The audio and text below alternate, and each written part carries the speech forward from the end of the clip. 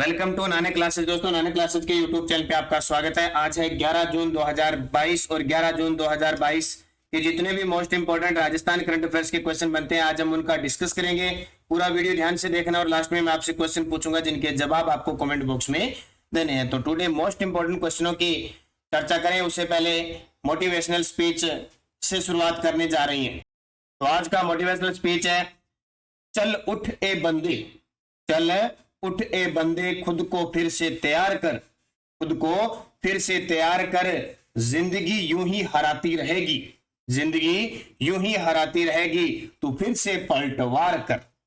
चल उठ ए बंदे, खुद को फिर से तैयार कर, जिंदगी यूं ही हराती रहेगी, तू फिर से पलटवार कर, मेहनत कर, निरंतर आगे बढ़ता रहो और एक दिन तेरा लक्ष्य जो है वो तेरे को मिलेगा, उस हिसाब से तुम अपनी मंजिल की तरफ चलता जाए। तो स्टार्ट करते हैं इस क्लास को। सभी विद्यार्थियों को गुड मॉर्निंग।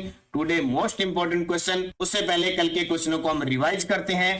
क्या थे? क्रिकेटर मिताली राज ने अंतरराष्ट्रीय क्रिकेट से संन्यास लेने की घोषणा की। इनका जन्म जोधपुर में, पूरी डिटेल मैंने कल आपको बताई। राजस्थान एथलेटिक्स संघ के अध्यक्ष जिन्हें एथलेटिक्स फेडरेशन ऑफ इंडिया का उपाध्यक्ष बनाया गया है, गोपाल सैनी।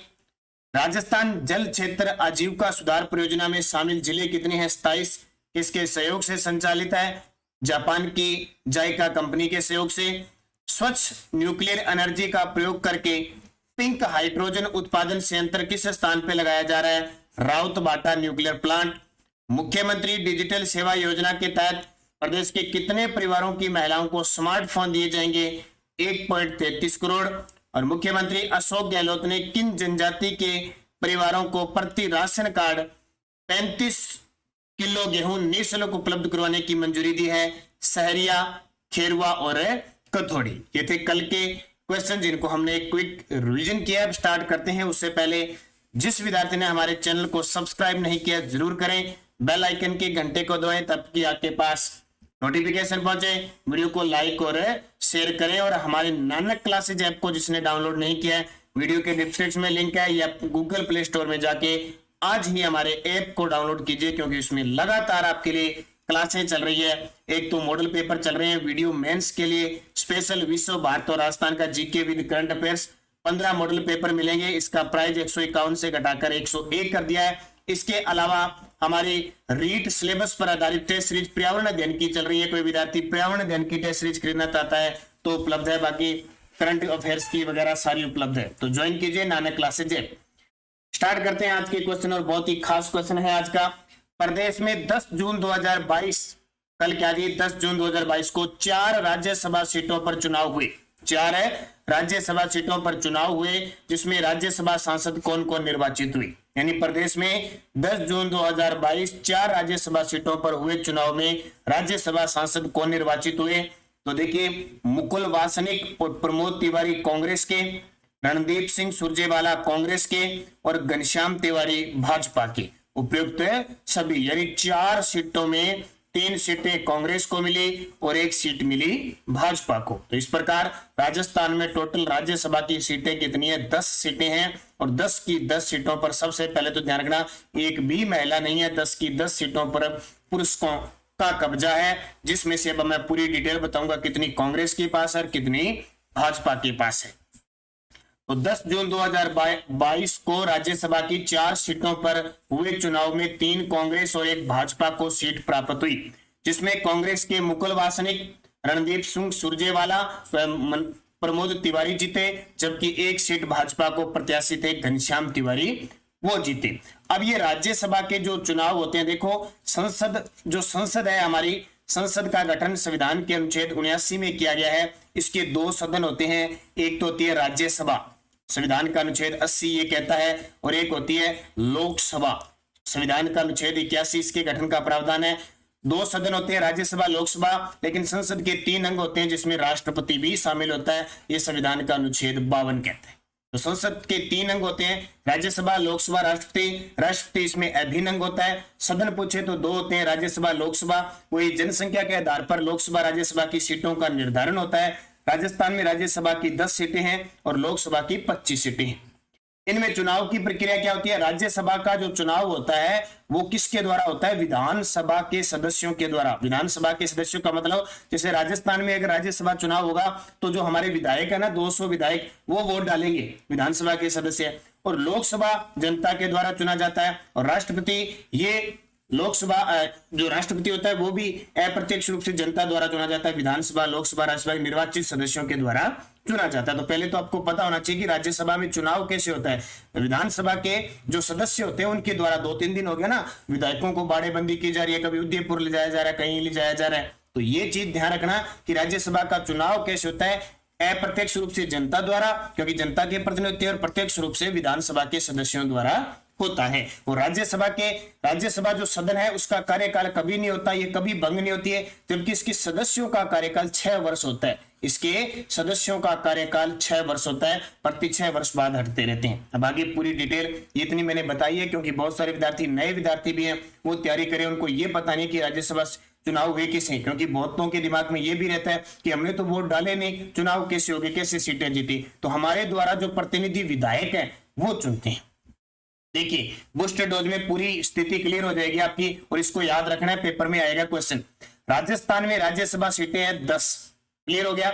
वर्तमान स्थिति देखो, भाजपा के पास 4 सीटें आ गई। घनश्याम तिवारी 2028 तक रहेंगे, क्योंकि मैंने आपको बताया सदस्य का कार्यकाल 6 वर्ष होता है। कोई पद छोड़ दे, कोई पद से त्याग पत्र दे दे, मृत्यु हो जाए, वो अलग बात है। अब 2022 से लेकर ये 2028 तक रहेंगे। भूपेंद्र यादव 2024 तक रहेंगे, पहले निर्वाचित हो चुके हैं। डॉक्टर किरोड़ीलाल मीणा 2024 तक रहेंगे, और राजेंद्र गहलोत 2026 तक रहेंगे। तो ये तो है भाजपा की चार बंदे हैं भाजपा के, याद रखना सांसद। कांग्रेस के 6, मुकुल वासनिक 2028 तक रहेंगे, रणदीप सिंह सुरजेवाला 2028 तक, प्रमोद तिवारी 2028 तक, डॉक्टर मनमोहन सिंह जी 2026 तक, नीरज डांगी 2026 तक, और केसी वेणुगोपाल 2026। यानी जिस वर्ष ये निर्वाचित हुए उससे 6 जोड़ देना। जैसे ये भी सारे 2022 में हुए तो 6 जोड़ दो, और जैसे मनमोहन सिंह जी 2020 में निर्वाचित हुए थे, निर्विरोध चुने गए थे ये, तो 6 वर्ष जोड़ दो इसमें, 2026। तो ये स्थिति क्लियर कर लेना। इससे पहले जो स्थिति थी ना, ऐसी स्थिति थी कि 7 भाजपा के थे, 3 कांग्रेस के थे। अब स्थिति 10 जून 2022 को बदल चुकी है, भाजपा के 4 और कांग्रेस के 6 हो चुके हैं। दबदबा किसका हो गया? कांग्रेस का हो गया, अपने राजस्थान की 10 सीटों से। तो ये पॉइंट आपके लिए बहुत खास है, इसको अच्छे तरीके से पढ़ लेना। मैंने पूरी डिटेल बता दी। यहां तस्वीर देख सकते हो, मुकुल वासनिक, रणदीप सिंह सुरजेवाला, प्रमोद तिवारी तीनों कांग्रेस के हैं, और घनश्याम तिवारी भाजपा के हैं। अगले प्रश्न की तरफ चलते हैं। Food safety and standard authority of India ने राजस्थान के कितने स्कूलों को एक साथ ईट राइट स्कूल का दर्जा दिया है? पहली बार हुआ है। कितने स्कूलों को एक साथ ईट राइट, ईट मतलब खाना अच्छा, राइट स्कूल का दर्जा दिया कि वहां जो खाना बन रहा है ये बहुत अच्छा है। तो food safety and standard authority of India ने राजस्थान के कितने स्कूलों को? 37 स्कूलों को, यानी 37 स्कूलों को ईट राइट स्कूल का दर्जा दिया। अब 37 स्कूल, कोई कोटा का है, कोई बीकानेर का है, कोई जैसलमेर का है, उदयपुर का है, जयपुर का है। स्कूलों के नाम याद रखने की जरूरत नहीं है। तो food safety and standard authority of India ने राजस्थान के सभी यानी 37 स्कूलों को एक साथ ईट राइट स्कूल का दर्जा दिया है। FSSAI मानकों के मुताबिक इन स्कूलों में हाइजीनिक फूड मिलता है। और कल फूड सेफ्टी इंडेक्स 2022 जारी किया गया था, 21-22 किया गया था, उसमें राजस्थान को कौन सा स्थान मिला था? 10वां स्थान। तो ये इतना आपको याद रखना है। तीसरा प्रश्न देखिए, बहुत ही इंपॉर्टेंट है। IPL अभी खत्म हुआ है, 15वां IPL की तर्ज पर राजस्थान क्रिकेट संघ द्वारा राज्य में कौन से खेल आयोजित करवाए जाएंगे? जैसे BCCI के द्वारा IPL खेल करवाए जाते हैं अपने भारत के अंदर, हर साल 2008 से शुरू हुआ था, और अब तक 15 IPL क्लियर हो चुके हैं। और 15वां IPL किसने जीता? गुजरात टाइटंस ने जीता, राजस्थान रॉयल्स को हराकर। तो उसके तर्ज पर राजस्थान क्रिकेट संघ द्वारा राज्य में कौन से खेल आयोजित करवाए जाएंगे? तो उनका नाम रखा जाएगा RPL, राजस्थान प्रीमियर लीग। वो तो है इंडियन प्रीमियर लीग, इसका नाम रखा जाएगा राजस्थान प्रीमियर लीग। और इसकी घोषणा किसने की है? राजस्थान क्रिकेट संघ ने। RCA जिसको हम कहते हैं, इसका हम खेल जयपुर में है, जिसके अध्यक्ष है वैभव गहलोत। मुख्यमंत्री अशोक गहलोत के पुत्र वैभव गहलोत इसके अध्यक्ष है। और उन्होंने कहा कि जैसे BCCI की मंजूरी मिल जाएगी हम ये काम करेंगे।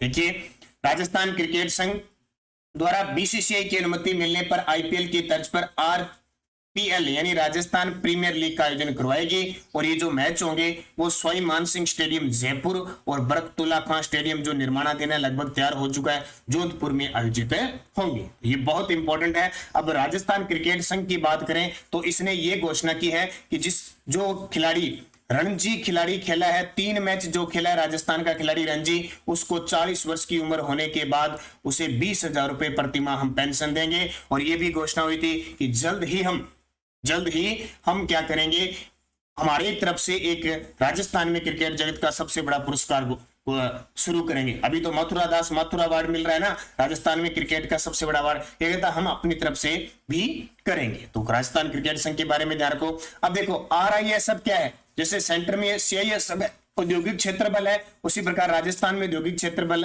भी स्थापित होगा। सेट समझ गए होंगे, अभी सेट का शेड्यूल भी जारी कर दिया गया है सीनियर सेकेंडरी लेवल पे, और स्नातक स्तर पर ये एग्जाम करवाए जाएंगे 2023 में, दिसंबर 2022 में। तो इसकी तैयारी आपको रखनी है। ये सेट क्या है कि ये जिसका पास होगा उसी के आधार पर अगले कुछ फिक्स विभागों के परीक्षा एग्जाम रख देगी, वो ये करवाएगा। और RCA राजस्थान क्रिकेट संघ है। तो उत्तर क्या आ गया, RPL।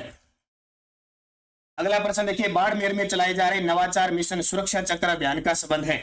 तो बाड़मेर में चलाए जा रहे नवाचार मिशन सुरक्षा चक्र अभियान का संबंध है एनीमिया जांच से। एनीमिया जिसमें खून की कमी होती है वो जांच की जाती है। तो नवाचार मिशन सुरक्षा चक्र के तहत बाड़मेर जिले में एनीमिया जांच के लिए अभियान 6 माह से 19 वर्ष तक के बालक बालिकाओं की जांच के लिए चलाया जा रहा है, क्योंकि बहुत सारे जो बालक होते हैं, बालिकाएं होते हैं, उनमें खून की कमी होती है। तो ये अलग अलग अभियान चलाकर ये जांच की जाती है। तो एनीमिया जांच से संबंधित इतना याद रखना, मिशन सुरक्षा चक्र अभियान।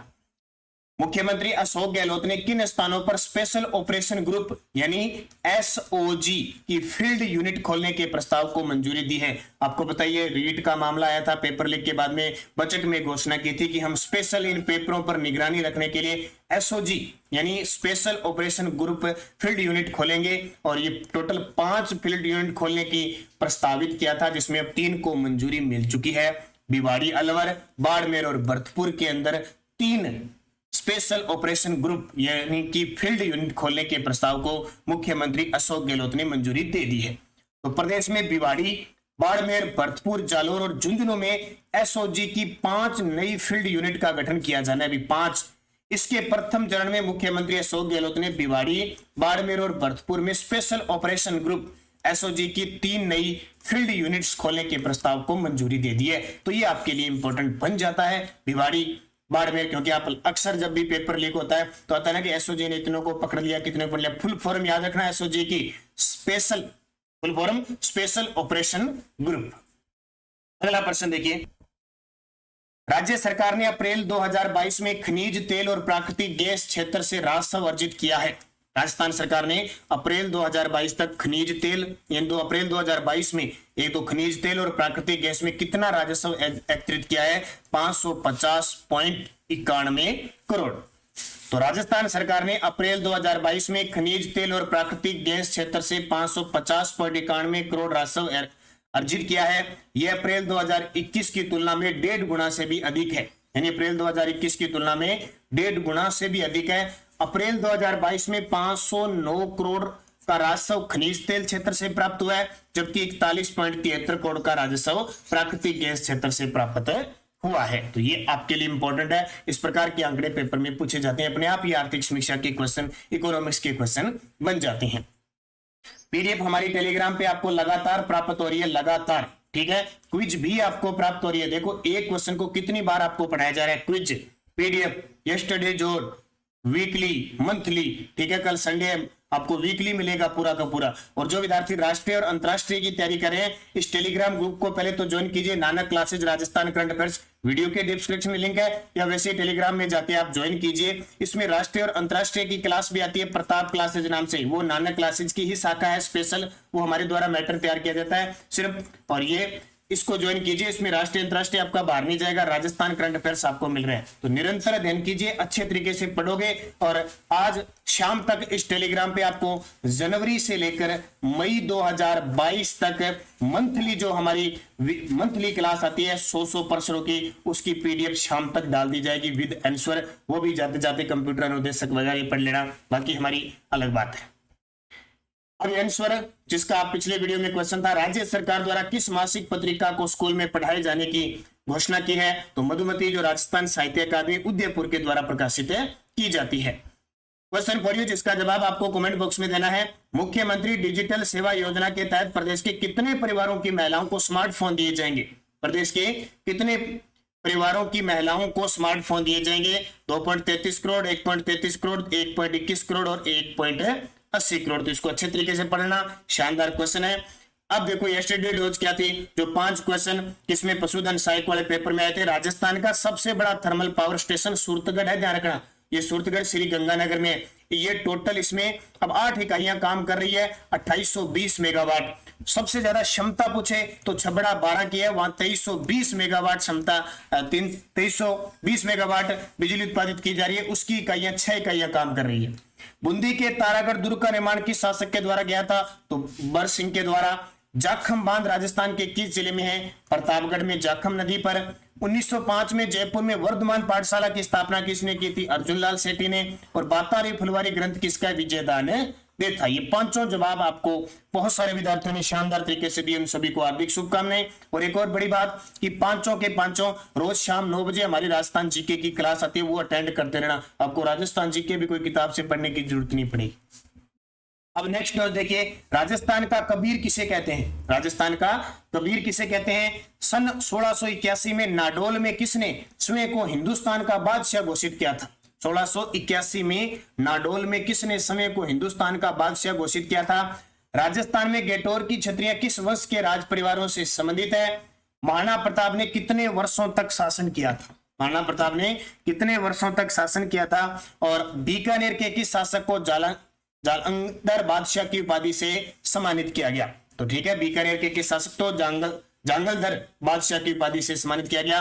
पांचों के जवाब आपको कमेंट बॉक्स में देना है। जाते जाते वीडियो को लाइक करोगे, शेयर करोगे। अगर आप चैनल पे नए हैं तो इसको सब्सक्राइब करना। और हमारी राजस्थान करंट अफेयर्स की test series Nanak classes app पे चल रही है, पूरी हो चुकी है। मई 2022 तक का टेस्ट डाला जा चुका है। हर टेस्ट में 50 क्वेश्चन है। शानदार तरीके की टेस्ट सीरीज है, जिसे नहीं खरीदी जरूर खरीदें, अच्छे तरीके से पढ़े, निरंतर अध्ययन करें। ये छोटी सी मुहिम 15 से 20 मिनट की ये क्लास आपको निरंतर मिलती है और शाम को 9 बजे राजस्थान जीके की क्लास मिलती है। तो धन्यवाद सभी विद्यार्थियों को। जय हिंद, जय भारत।